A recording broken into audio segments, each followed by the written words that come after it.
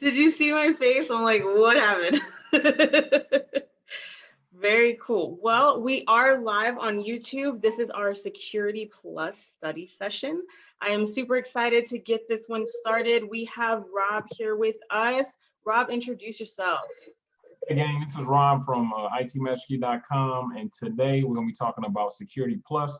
So this is usually the first cybersecurity certification that students get. I've taught Security Plus a million times. Antoinette has as well. At the end of this lecture, at the end of this test prep, we're going to talk about how me and Antoinette can help you guys get Security Plus certified by joining a course. Awesome. And we are here on the IMIT YouTube channel. Please do not hesitate to make sure you head over to Master IT's YouTube channel, as well as our Instagrams, Facebooks, and LinkedIn, whatever works best for you to connect with us. With that, let's get started talking about what you need to do to achieve your Security Plus. Okay, gang, so if you've taken a CompTIA test before, you're familiar with their point system. So most CompTIA exams are on a scale out of 900, right? So 900 is the top of the top, the best of the best. So to get your certification, you have to get 750 out of 900. So one thing that comes up is students, may get bummed out if they get a 750 or 751. Understand a pass is a pass. Your passing score is not on your certificate. They just say that you're certified. Nobody will know what you got unless you tell them your secret. All right, so we got multiple choice questions and we got performance-based questions. So the performance-based stuff is like simulations, right? So it's like CompTIA's way of doing hands-on, and those questions are usually at the beginning of the exam. So you get these simulation-based questions. You get these questions that are applicable to real-life situations, and then you knock them out, right? On the actual exam, you get a maximum of 90 questions, and you get 90 minutes to complete the test. So in a nutshell, 750 is what you need to pass. You got 90 minutes to knock it out. All right, so let's talk about what is actually on this test. What are you going to be seeing as far as the objectives or different topics that you want to master before heading into the exam room? So as you see, we've got a breakdown of the exam here on screen, and we've got 6 different focus areas or objectives. First being the threats, attacks, and vulnerabilities, and that's just over 20% of your test. So that's really knowing the different types of threats and attacks, and then we head into the technology of tools of how to actually combat them, how to even notice that they're happening in the first place. Be aware that this is where a lot of acronyms are going to drop in. So again, that's about another 20% of the test. Architecture and design. So this is really where you see a lot of network stuff coming in from the Net Plus if you took that class, because if you know the design of your network, then you're going to have a better foundation of how to protect it. So that's when you really see Net Plus and Security Plus having a little bit of overlap of the assumed knowledge. That's about 15% of your test. And then we jump into identity and access management, which is 16%, meaning who can get on the network and what parts of the network and what data they can actually access. Managing that risk is about 15% of your exam. And the last and smallest objective is the actual cryptography and PKI, some of the tools that you're going to be using and how security even works with data in the 3 states, whether it's at rest, it's at transit, or it's actually like being created. So being stored, being sent, or being modified or created. All right, let's jump into our first question. All right, everybody. So these questions that we're going to go through is to get you in the right mind frame, the way you need to think, and kind of get you to see what the questions may be like on the exam. So first question, are these the questions that's going to be on the exam? Hell no. No, not at all. But good news is these are the questions and the objectives, right? And the type of questions you're going to see. So it's going to get you ready for the actual test. So first up, which of the following attacks is defined as intercepting and modifying data sent between 2 network devices? Out of those options down there, what do we think the answer is? As always, gang, you're going to have acronyms, things that you need to pay attention to. So there's an acronym right there, and that acronym pretty much will tell you what the answer is. So the answer that we're looking for is C. So a man in the middle attack, right? So MITM stands for man in the middle. So it's a piece of software or device in the middle of two people that are sending data back and forth, and it can intercept that information, and it can modify it and still send it to the recipient, and the recipient will think that it's from the original sender, so on and so forth. So man in the middle is a type of attack that intercepts traffic and modifies it as it sees fit. All right, next question. Web forms that lack input validation on the entry fields themselves are vulnerable to what type of attack? So if you're putting data into a web form and submitting it online, and it just takes anything and there's no validation, what could happen here?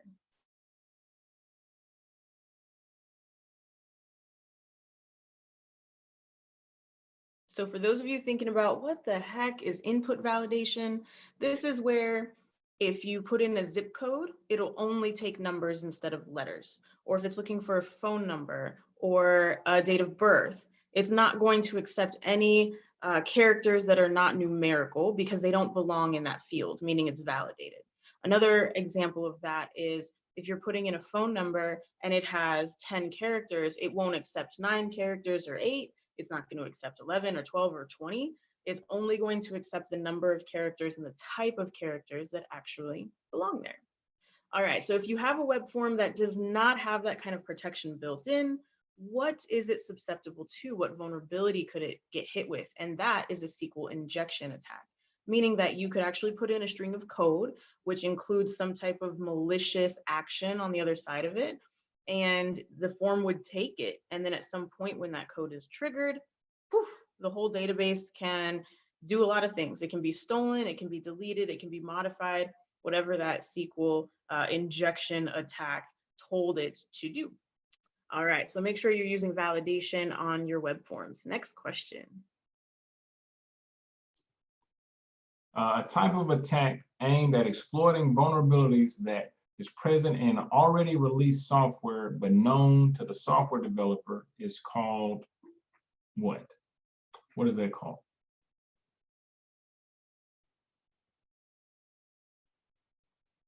So some software that's already out, and the only people that know it's something wrong with it, it has flaws, has some security issues, are the developers. What type of attack is that?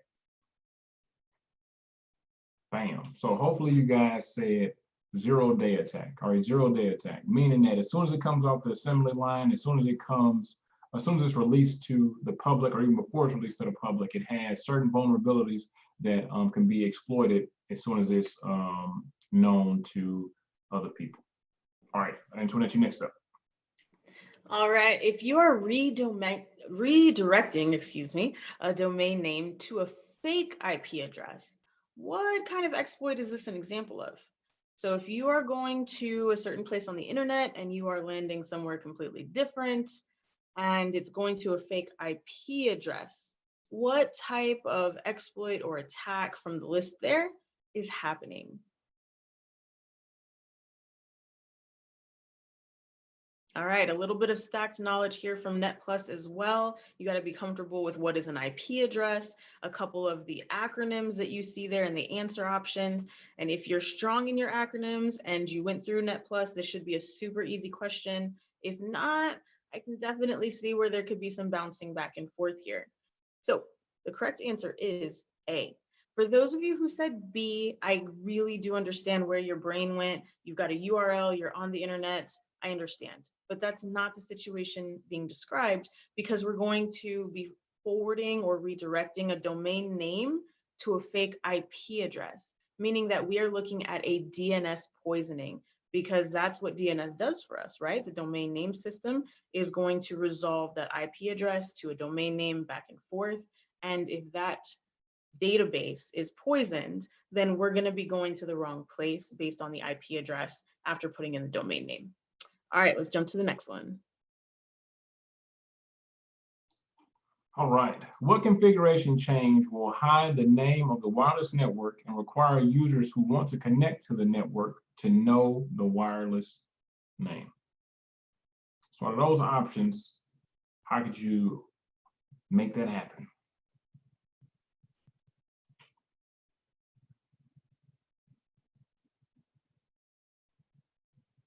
So again, just so you know, the name of any wireless network, right? The name is referred to as the SSID, right? So the SSID is the name of the network. So if you disable the SSID, AKA stop broadcasting the SSID or the name, then no one would be able to know what the name of the network is unless they were previously connected to the network and knew what the name was, all right? So the SSID being blocked or not broadcast, it doesn't mean that the network doesn't exist anymore, that it's not there anymore. It just means that you have to know the name of the network to connect to the network. Antoinette, your next up. All right, which network penetration attack model allows an attacker to have the lowest level of transparency? So what I'm asking here is which of the following is going to give an attacker really the smallest amount of knowledge of their target?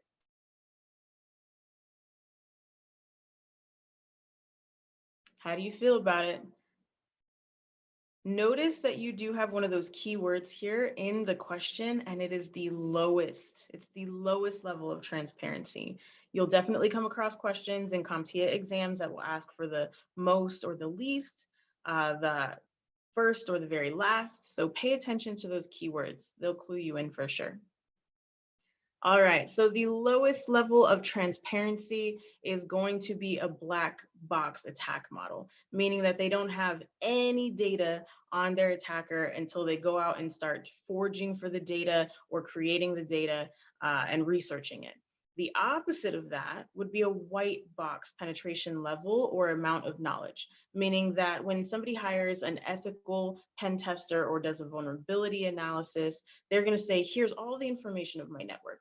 How many users, maybe what the IP address pools are, domains that they use, and where their servers are located virtually, meaning what the IP addresses for certain devices are.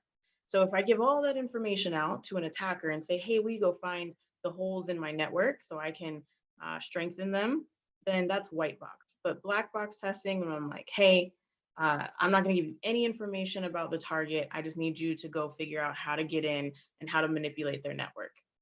All right, let's go to the next one. All right, a system intended to mimic likely targets used to detect attacks or deflect them from a legitimate target, also used to gain information about how cyber criminals operate. Which of the following is described above?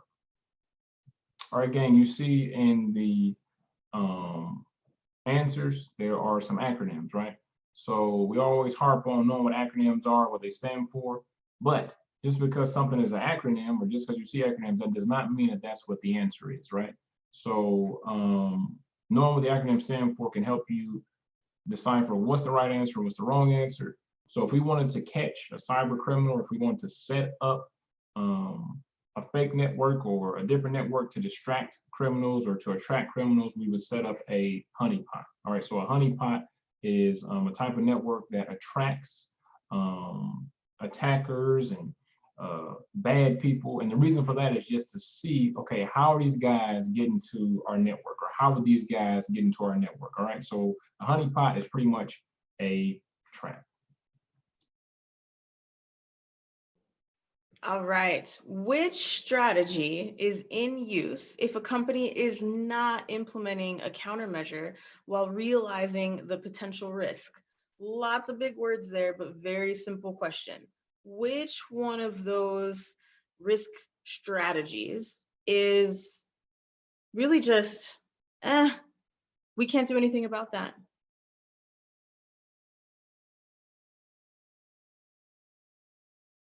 There are a couple different mitigation strategies and assessment strategies, and I'll say acceptance and transference because those are down there as well. but there's only one that means that we're just going to deal with the consequences of this. There's not a lot we can do. And that means that you've actually accepted the risk. It's risk acceptance, if I can get that word out of my mouth. So if you have insurance on parts of your business, or you have gone out to a third party to make sure that you strengthen your different network or security, that's awesome. But at some point, if you come across something and say, there's really just nothing that we can put in place to protect ourselves against this type of risk, then you accept that risk and you can try and get around it or avoid it. But you know that that's a potential issue and there's nothing you can do about it. So you've accepted it. Next question. All right. All right, gang, if you're enjoying this video, if you like what we're doing, even if you're watching a replay and you didn't get a chance to catch us live, make sure that you like this video, you share this video, and that you subscribe to Antoinette's YouTube channel if you're enjoying what we're doing right now. All right, so a recent security review showed that it was possible to ping several of these web servers. What protocol should be disabled using a firewall to ensure pings do not successfully contact the servers? So what do you need to disable so pings cannot contact the server? So what does the ping command do? It checks to see if you have connectivity, right? It checks to see if packets are getting to a certain destination. So how or what will we actually have to disable to stop that? We will stop ICMP. So ping is a command that checks connectivity. How does it do that? By sending ICMP packets to devices. All right, we are doing great. Thank you for the shout out. Definitely subscribe. We've got A+, Net+, and Security Plus practice exams on the channel. So check them out and then go over and head over to Rob's YouTube as well. Subscribe over there. He has got some amazing information for test prep. All right, plain text data is converted to an unreadable format that cannot be converted backwards into its original format. So which of the following is being described? Going from plain text to a completely unreadable format, and you cannot go in reverse.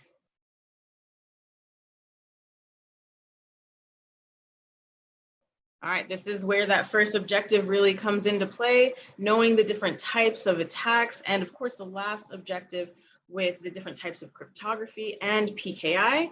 This right here is a hashing algorithm or encryption standard, meaning that is unidirectional. You can only go one way with the hash. You cannot decode it with the opposite of the algorithm. So really cool type of encryption. There are different levels of hashing, but this means that it cannot be reversed. Next question. All right, your team is creating a new network segment that allows unauthenticated Wi-Fi users access to the internet without allowing access to any internal systems. What type of network is this? What type of network would you be setting up? So your team is creating a new network segment that allows unauthenticated Wi-Fi users access to the internet without allowing access to any internal systems. What type of network is this? So unauthenticated, real quick, just means you have to put anything in, right? You have to put a password, PIN, nothing extra. You can just hop on the network whenever you want to. What type of network would that describe?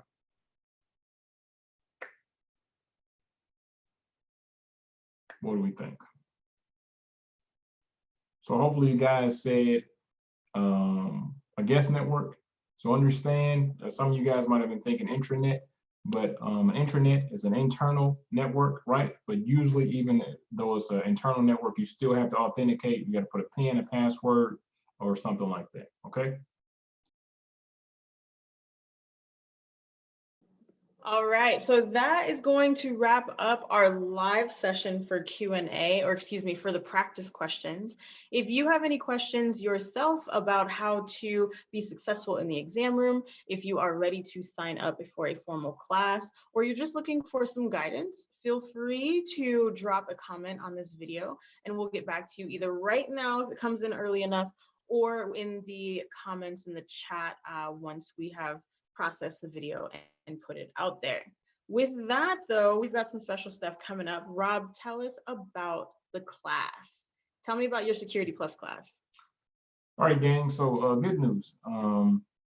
This test prep that me and Antoinette just did, it's a small, super small fraction of the value you can get if you roll inside of a Security Plus course over at itmasterkey.com.